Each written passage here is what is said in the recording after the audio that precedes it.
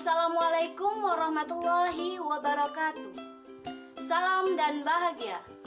Kami dari kelompok 4, saya sendiri, Depi Aprilianti, NIM 2019-016008, bersama teman saya, Dewi Eliawati, NIM 2019-016001, dan Sriwineh Wiji Utami, NIM 2019-016021, akan membahas tentang siklus asam sitrat. Tahukah kamu apa itu siklus asam sitrat? Dan proses yang terjadi pada siklus Krebs itu apa? Nah, mau tahu jawabannya? Yuk simak terus video ini. Sejarah siklus asam sitrat. Siklus asam sitrat atau dikenal juga dengan siklus Krebs atau siklus asam trikarbosilat merupakan lintasan akhir bersama oksidasi karbohidrat, lipid, dan protein.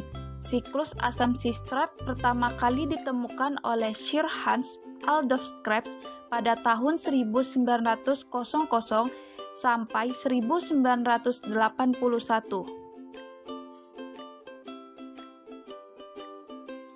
Adapun tahapan asam sitrat, yang pertama, tahapan yang menghasilkan karbon, kedua, tahapan yang menghasilkan molekul berenergi tinggi. Selanjutnya ada regulasi siklus asam sitrat.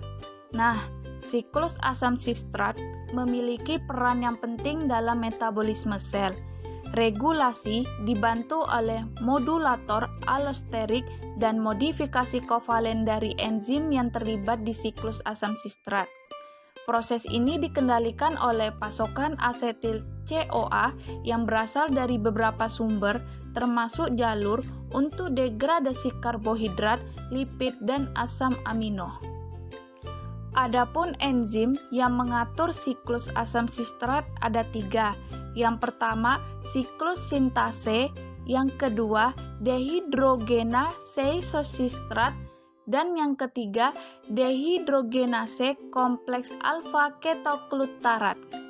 Selanjutnya, hasil dari siklus asam sitrat. Hasil dari siklus asam sitrat berupa ATP atau 2 molekul, FADH2 atau 2 molekul. Selain itu juga dihasilkan hidrogen atau 8 molekul yang direaksikan dengan oksigen membentuk air. FADH2 dan NADH digunakan dalam tahapan transport elektron. Setiap molekul NADH menghasilkan 3 ATP. Setiap molekul FADH2 menghasilkan 2 ATP. Nah, teman-teman, ada gambar siklus asam sitrat. Untuk mengetahui langkah-langkah apa saja yang ada di siklus asam sitrat, yuk simak video berikut ini. Nah, sudah tahu kan video penjelasan tadi terkait pertanyaan di awal, apakah yang dimaksud dengan siklus Krebs? Ya, jawabannya itu adalah siklus Krebs atau siklus asam trikarbosilat adalah proses kedua katabolisme atau respirasi sel untuk menghasilkan energi yang lebih tinggi.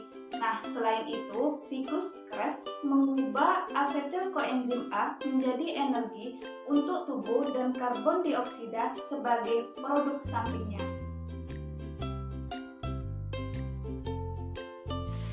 Nah, selanjutnya pertanyaan kedua, ada 8 langkah dalam siklus Krebs untuk menghasilkan energi.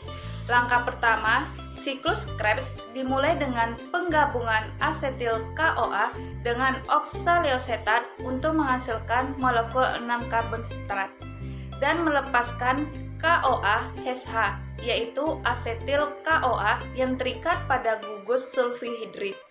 Langkah kedua, 6 karbon sitrat yang kini tinggal 4 kehilangan molekul air atau H2O di dalamnya dan berubah menjadi isomer, yaitu molekul isositrat.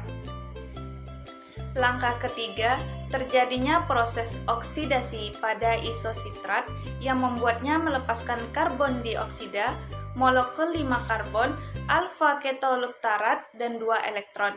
2 elektron ini mereduksi NAD+ menjadi bentuk energi NADH dan H+, reaksi oksidasi isositrat dikatalis oleh enzim isositrat dehidrogenase.